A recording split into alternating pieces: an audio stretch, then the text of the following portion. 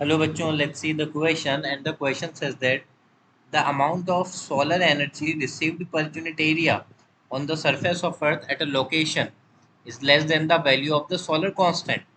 Okay, the solar energy reaching unit area at outer edge of the earth atmosphere, the exposed perpendicularly to the rays of the sun at the average distance between the sun and the earth.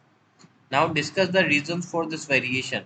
Also discuss the reason for the variation in the amount of solar energy received per unit area at different locations on the surface of the earth.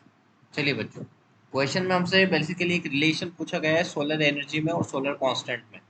ठीक है, question में हमें दे रखा है कि जो solar energy है वो लेस देन सोलर कांस्टेंट होती है और इसी के रिगार्डिंग हमें रीजंस पूछे गए हैं। तो चलिए बच्चों, बात करते हैं हम यहाँ पर। सबसे पहले बात करेंगे बच्चे की कंसेप्ट की। Okay, so what should be the key concept here. देखिए बच्चों, सबसे पहले बात करेंगे हम की कंसेप्ट की।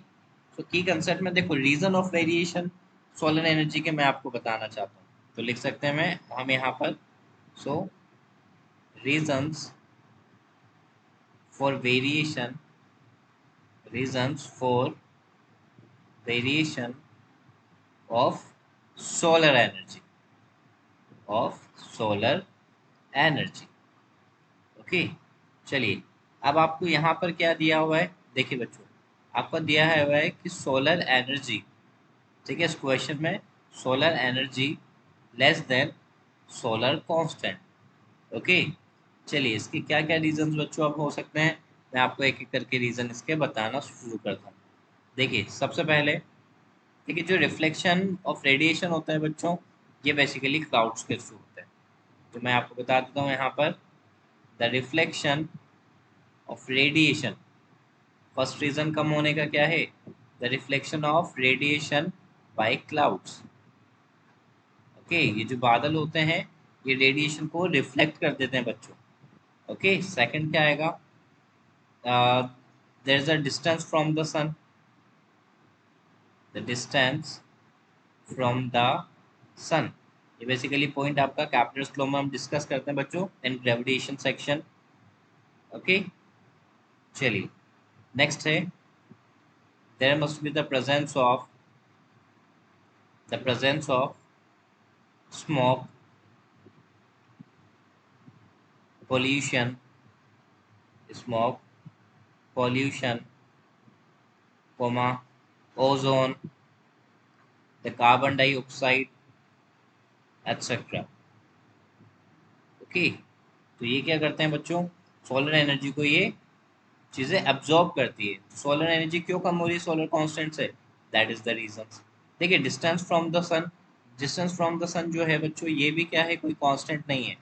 ठीक है, अभी आपको पता होगा बच्चों, मैं एक यहाँ पर फिगर आपको बना के बता देता हूँ। ठीक है, ताकि आपका कंफ्यूजन यहाँ पर दूर हो जाए बिल्कुल ही। ठीक है, लाइक ये ऑर्बिट है जिस पे अर्थ आपका रिवॉल्व कर रहा है। मैं यहाँ पर एक अर्थ बना देता हूँ। ठीक है, दैट इज आर अर्थ। ये यहाँ पर मैंने बना दिया बेटा अर्थ। ठीक है, सन जो है वो इस एक्सिस पे बच्चों काम करेगा। चलिए तो यहाँ पर अपन एक सन भी बना देते हैं। Here is we have a sun. ये देखिए बच्चों, यहाँ पर आपके पास क्या आ गया, यहाँ पर आपके पास आ गया है सन। ओके, चलिए आगे और बात करते हैं कि और क्या हो सकता है बेटा इसमें। चलिए अब यहाँ पर देखिए, अगर आप यहाँ से लेकर यहाँ तक का डिस्टेंस देखते हैं, तो ये डिस्टेंस अगर मैं आर लिखता हूँ, तो आप देखेंगे कि अर्थ जैसे जैसे रोटेट करेगी वैसे वैसे ये जो आर है इसमें भी क्या होगा, वेरिएशन आएगा बच्चों। ठीक है, यानी कि हर एक लोकेशन पर बच्चों क्या होने वाला है कि जो रेडिएशंस है वो अलग अलग तरीके से ट्रीट होगी। ठीक है, अगर अर्थ यहाँ पर होगी, ठीक है, तो यहाँ पर रेडिएशंस बहुत तेज़ी से इंटेंसिटी के साथ इस अर्थ पे जो है इम्पैक्ट करेंगे बच्चों। तो हर एक लोकेशन पर जो है सरफेस ऑफ अर्थ पर किस तरह से ये जो सोलर एनर्जी इंसिडेंट हो रही है उस पर भी ये चीज़ें डिपेंड करेगी बच्चों कहीं ना कहीं।